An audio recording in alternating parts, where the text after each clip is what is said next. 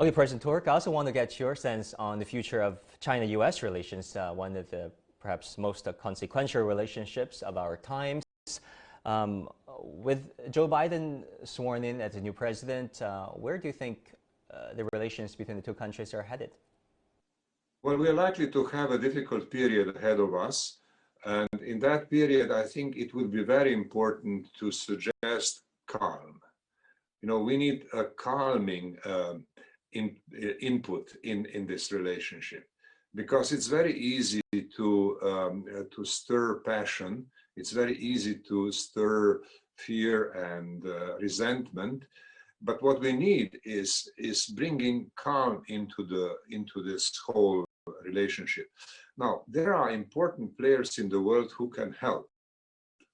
I would believe that in the European Union there will be many voices who will be pleading for calm. We have to calm down the debate. We have to calm the relations to a point in which we can figure out where our interests overlap. And I'm talking from European Union's perspective about both, about transatlantic relationship between Europe and the United States, and about Europe and China. I mean, we have to see how these calming voices can be brought into the picture.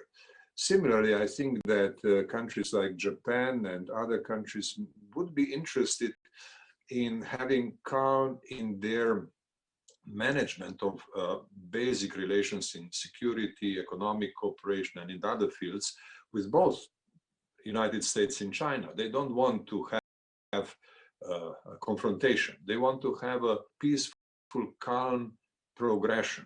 And in order to have that, we need introduction of calm, and that calm has to come from various quarters in the world.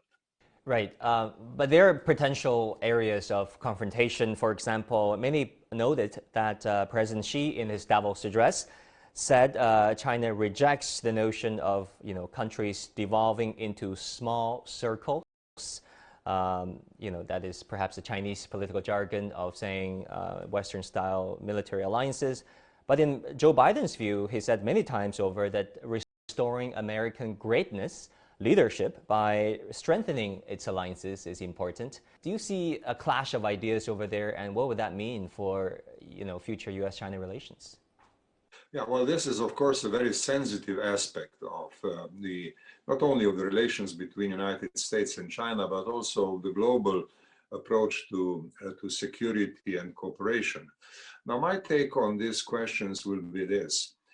We understand the tradition of American foreign policy to look for like-minded countries, for smaller groups that work with the United States. And that should be all right as long as this is within the framework of universally, generally agreed norms. I mean, a country which is not attacked does not have a reason to mobilize a defense alliance. And we have to simply proceed from this very fact.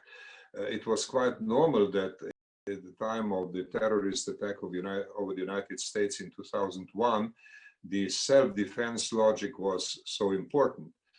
But now we are 20 years later, and we have to look at the world security situation soberly and calmly, and not exaggerate in our assessments.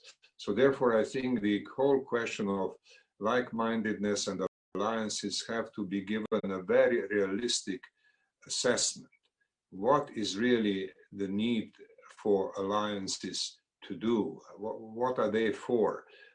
And they should not be allowed to develop into some kind of a problem of security, or to deepen the problems of security because of the intensity of the alliance rhetoric.